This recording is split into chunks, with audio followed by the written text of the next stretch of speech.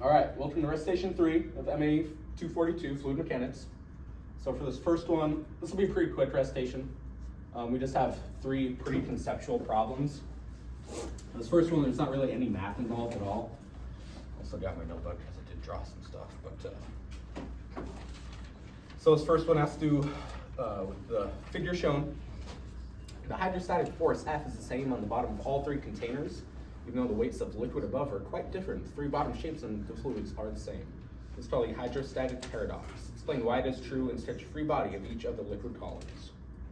Right? So this one's pretty easy to think about. So we've got these 3 different tanks here. As you can see, like obviously there's way more fluid in this one compared to this one, but all of these are essentially the same force. And that is because if you draw a free body diagram of this, so you've got all this pressure force in here from the water, it's always acting normal to the surface, okay? And that's the same thing with the air pressure on the outside too. So you'll have an air pressure like that on the outsides, okay? And then same thing, this is just directly horizontal, whatever. And then opposite is true over here.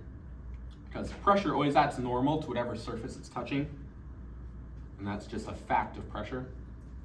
So as you can see, when we go to do our sum of forces in the y, equals 0 equals blah, blah, blah, blah, whatever, you'll have all of these forces. These vectors will have a slight downward force, which helps add to this pressure force here from the water, and then these pressure vectors over here are pointing slightly upwards, so that'll help balance that force. And then obviously this one, these are just horizontal, so those don't contribute at all. You just have straight up normal force of water coming down. But yeah, this is just a very conceptual thing, just knowing that by definition, pressure always acts normal to whatever surface it's interacting with. And that's extremely useful, especially when you're talking about like forces on submerged objects and things like that, because you don't have to worry, oh, if this force is acting at a weird angle, it's always 90 with whatever it's touching. Always 90. So, and that'll come into play later when we talk about other more advanced concepts too, pressure and things like that, where you'll have to actually decompose different things into different vectors and all that. But yeah, this is just a super conceptual thing. No math really. Any questions on that quick? And they give a more elegant explanation in the actual thing, but just something to keep in mind, just to hammer that point home. And as always, this thing will be posted. This will be posted tonight. If not, I think we forgot to last Monday, and someone just emailed me Tuesday morning at like 5 a.m. Put it up like 5:10 a.m. My bad. But here's a little better explanation if you care. The pressure on the sidewalls bounces the force, yeah. There you go. Very nice. Okay, now the second one actually has some math involved. So hey, let's do some math. Okay. So in this one, we have a 5-meter wide wall. It's in the form of a parabola. Determine the magnitude of the resultant force on the wall as a function of depth h of the water.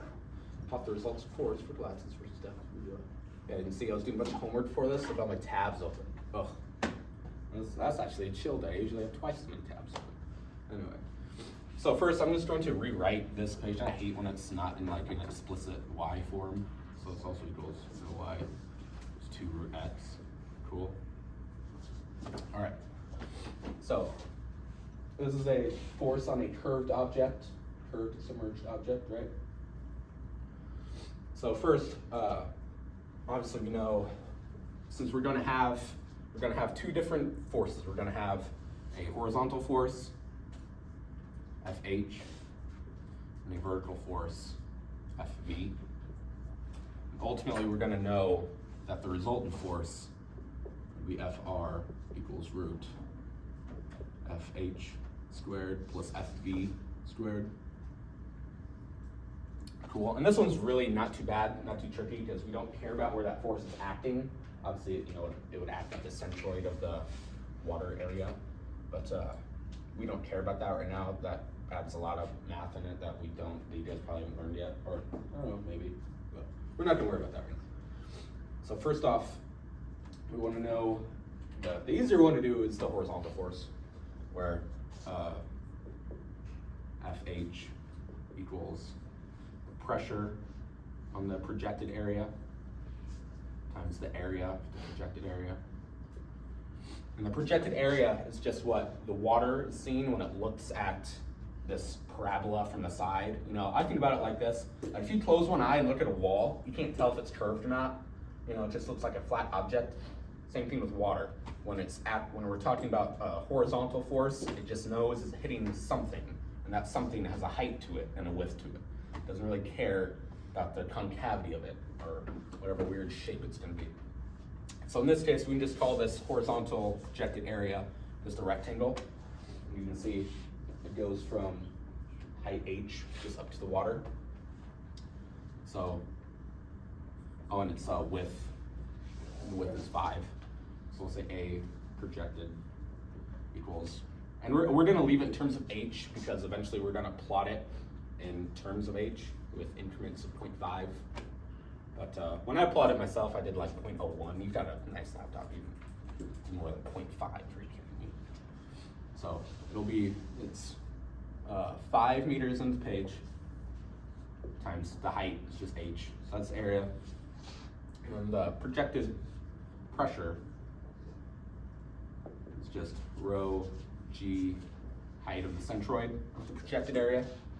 So in this case, that's just 1,000 times 9.81 times h over 2, right? So if you combine all these terms, we get FH, horizontal projected force, is 24,525 h squared.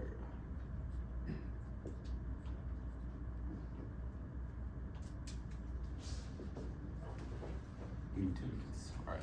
So we'll keep that, and we're keeping that in terms of h for now. That's fine. Okay. So now the more tricky one is the vertical force, right? Where we know FV equals the volume of the water above it times rho g, all right? And the volume of the water is a little tricky. We're gonna have to do some integration, okay? So, volume of the water equals the area of the water times the width. And to find this area of the water, we're going to find the area underneath this parabola and subtract it from this greater rectangle. So I'll say total, this total rectangular area, I'm going to call this A total. And this will be, all right, so, X starts from here and it's going all the way to this. So we want to call, if we know, we're going to set Y equal to H and then solve for X. So if Y equals H equals 2 root X, square both sides, divide by 2. So X equals, all right, that's how H squared over 4. Same diff. So that's our maximum X. So A total is just going to be H squared over 4 times H, which is just H cubed over 4.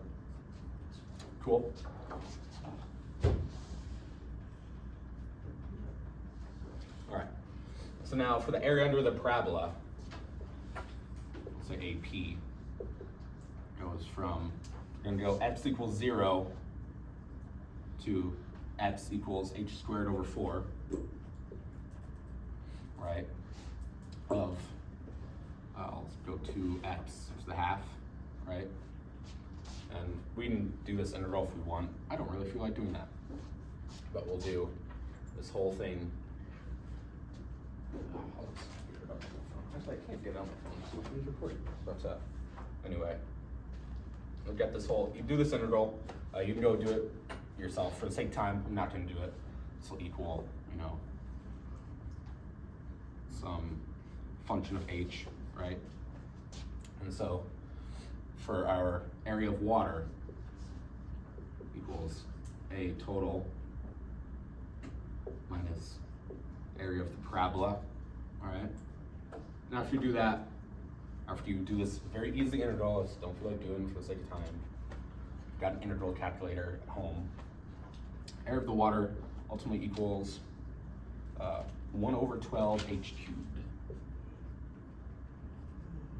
All right, and that is this water area up here. Cool. So now, go substitute that back in. So we get FV equals 1 over 12 h cubed times 5 is the width times 1,000 times 9.81. Cool. Now math that out. Get FV equals 4087.5 h cubed newtons. Right? So now we know everything, and we're just gonna keep these in these form. So we're just gonna write the resultant force equals root of h 24 squared plus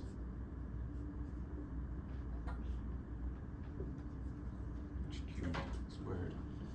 Right. Now, for whatever value of h you choose like h equals 1 or whatever, you know what the resultant force is going to be. Let's go and do math. Like I said, this doesn't give us the location of it, but you'll know if you care. The resultant force will be something like this, you know, which is always perpendicular to the surface. So if you want to say, what's the resultant force at, 3.5 way up here, it'll be very much vertical aligned, and whatnot, stuff like that. So there's that. And then it also asks you to code it. Are you guys pretty comfortable with MATLAB? Do you know how to, y'all good with MATLAB? Yeah? So you guys are mostly mechanical, right? Yeah, mechanical people don't do much MATLAB. I'm an aero fluids guy, so I do a lot of MATLAB. Actually, I'm not gonna do it in here, but there's some sample code down below that I think Krishna wrote, and it'll run for you. But I literally wrote like the whole syntax of how you do this on the board in a couple of the classes. And like, if you were to go and type in the code, like I personally guarantee it would run. That's how much coding I do. I just do it.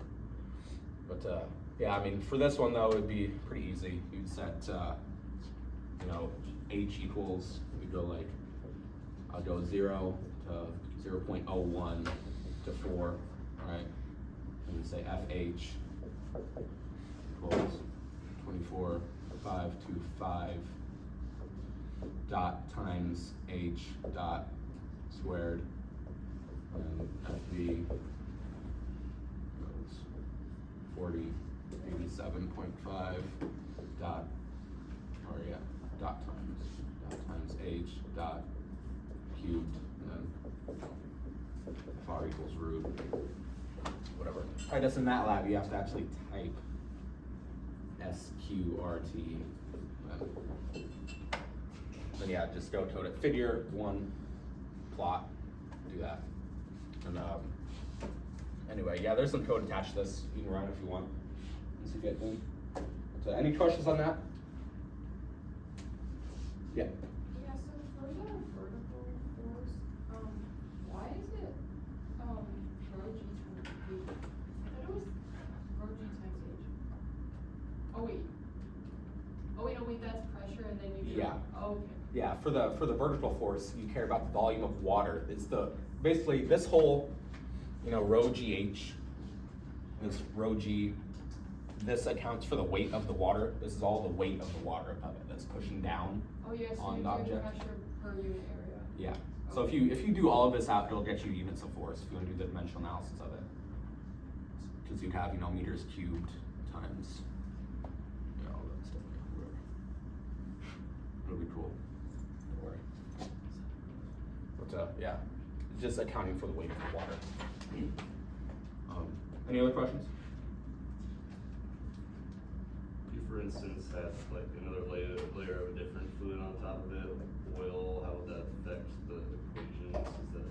Yeah, you just have to account for that weight of that oil and just bake it into your equation. So, you know, yeah, so I guess if you had, I'm Would gonna that be reach the on. overpressure if there was another layer on top of that, would that be? No, if we're talking about purely pressures, you would still use that like, I don't know, that would complicate things a lot. Here, let me draw something like this. So if we're just speaking strictly in terms of like, you know, you said there was some extra water layer or, you know, some heavy layer of something on top.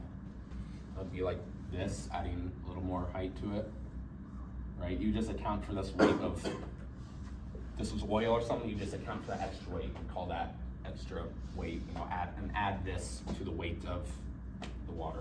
You just call that all water, and you just do it piece by piece and then sum it up at the end, the total weight.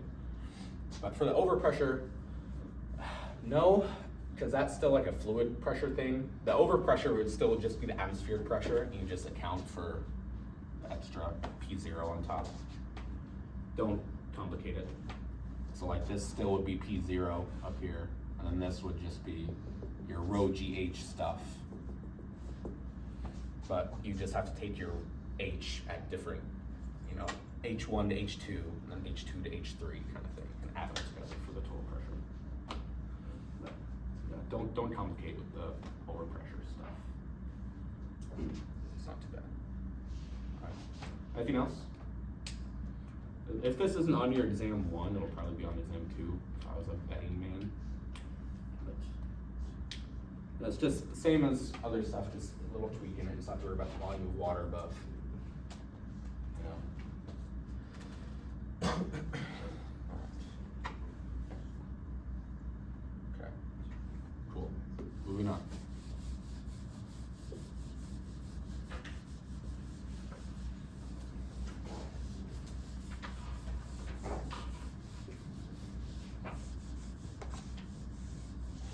And then this last one is a buoyancy problem. So you guys are ahead of the curve. The other class has never even seen this stuff. You guys already know what's up. So it's good. Yeah, here's the solution to it. Yeah. And then yeah, there's what it'll look like if you plot the resultant force with respect to H.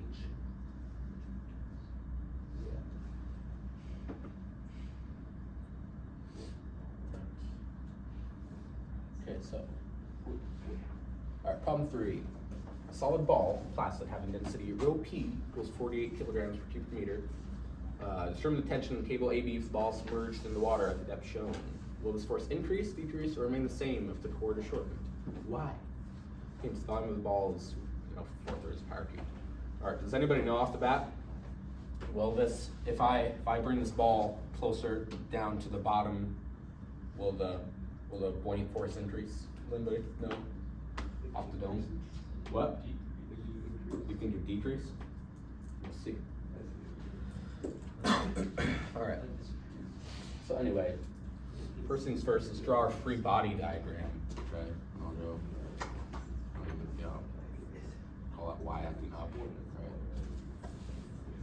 So we're gonna have, I'll call that WB, weight of the ball, and then we'll have the buoyant force, F, buoyant, up, and then tension acting down. Right. So store some forces in the Y equals 0 equals FB minus weight of the ball minus the tension force. All right. We know the weight of the ball is just volume of the ball times rho G. All right. So this equals 4/3 pi r cubed times rho G. This equals pi times 0.6 cubed times 48 times 1,000. And if you do all that math for it, we get the weight of the ball is 426.04 newtons.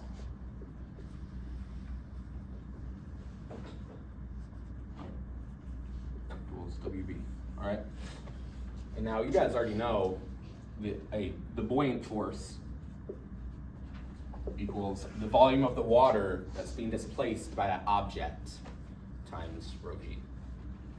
So we'll have VW equals rho W times G. And this is just, again, it's gonna be volume of the ball. So 4/3 pi 0.6 cubed times 1,000 times G, G 9.81. So we get FB is 8875.8 newtons. 0.8. All right, cool. So now let's find the tension force. So we know, let's move T over. So we know T equals FB minus the weight of the ball. So tension force equals 8449.7 newtons. All right, that's the tension force. Now going back to, will this force increase, decrease, or remain the same? Torque shortened. Now, do you see in here, is there any H term associated in any of these equations? Exactly, there's none. So it's provided that the ball is always submerged. Doesn't matter. Okay, well, and also assuming like, you know, if you aren't going deep enough that the density is changing at all, but you know, as we saw in, what was that first recitation where it takes like an insane amount of pressure to change the density of water. Yeah, this tension force will always remain the same. If the ball was like up a little bit, up out of the water, so that there's just a little bit of, you know, this was the water level, obviously that would change things because you wouldn't have that same displacement of water forcing it up. But provided you always have maximum all the way underneath the water, the tension force will always remain the same, which is good to know. Yeah. What's up? When you were finding the weight of the ball, did you multiply by gravity? What? Did you multiply by gravity for the weight of the ball? Yeah, I should have. Did I not?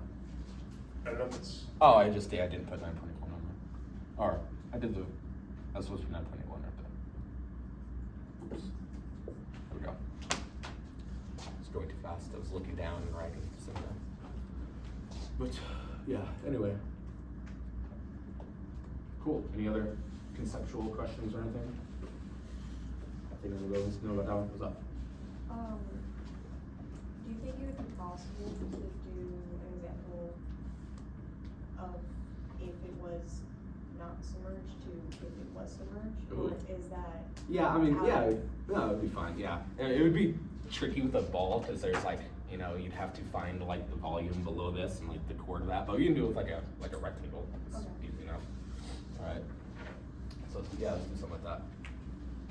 But I mean, yeah, it's all the same math, it's just, it would be like,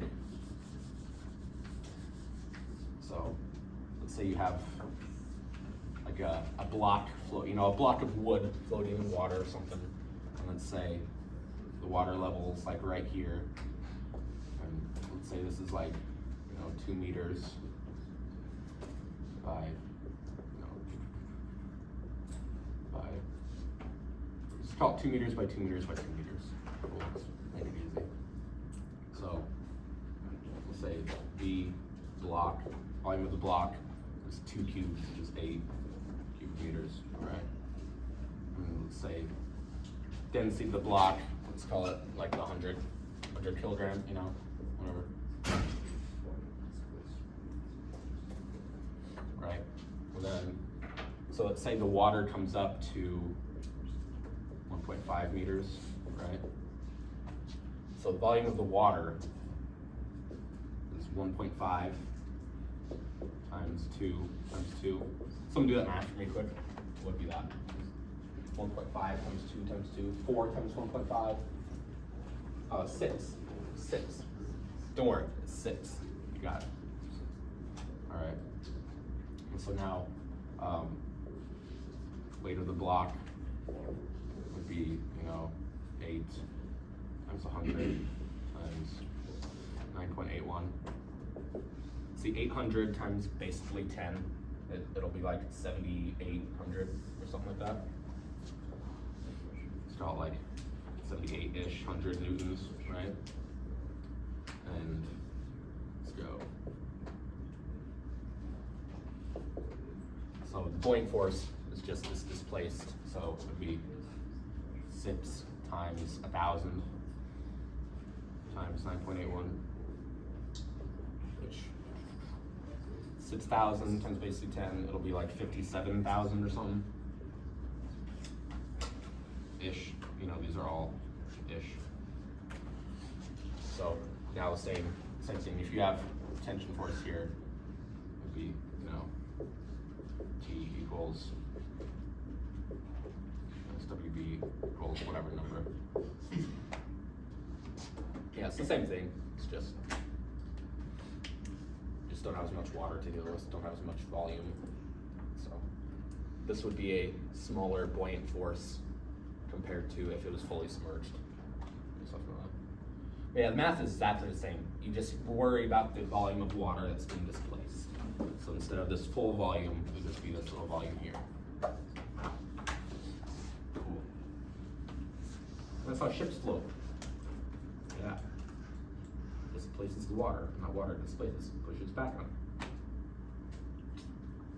Sweet. Alright, that's about it for this one. Any other pressing matters anybody wants to ask about? I have a question. When you drew the sphere with it sticking out of the water a little bit, would that have a greater buoyancy force? No, it'd be less. Greater tension on the? Oh no, it'd be less tension. Oh really? Okay. Yeah. Because the buoyant force would be smaller. So FB minus the weight of the ball would be smaller. Gotcha. Yeah. And you can go, everybody has a pool here. Go take a basketball, hold it halfway underwater, and then all the way underwater. You have to hold a hell of a lot harder when it's all the way underwater. But that's also why when you do cannonball and launch the ball up, it goes crazy. Buoyant force. And force times mass. F equals MA, a lot of force, same mass, get a lot of acceleration. Cool, all right, everybody good? Everybody good to go?